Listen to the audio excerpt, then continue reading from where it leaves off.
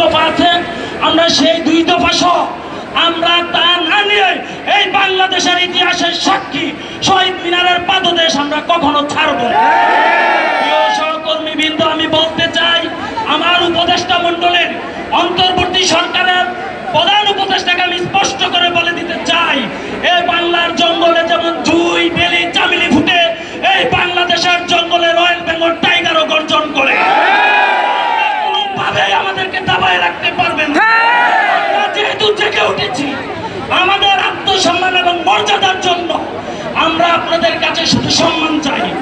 আপনারা আমাদেরকে বলেছেন যে আমরা মানুষ, যে শিক্ষাই জাতির মেরুদণ্ড, যারা মানুষ গড়ার কারিগর, যারা জাতির মেরুদণ্ডকে টেকসই করবে, মজবুত করবে, তাদের মেরুদণ্ডকে আপনারা ভেঙে দিয়েছেন।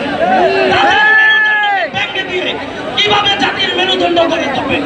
তাই আমি উদাত্ত কণ্ঠে, আমি আমার তরুণ শিক্ষকদেরকে উদাত্ত কণ্ঠে আহ্বান করছি, আমরা কখনো আমাদের প্রজ্ঞাপন জারি না হওয়া পর্যন্ত আমরা আমাদের এই শহীদ মিনারের পাদদেশ কখনো ছাড়বো না।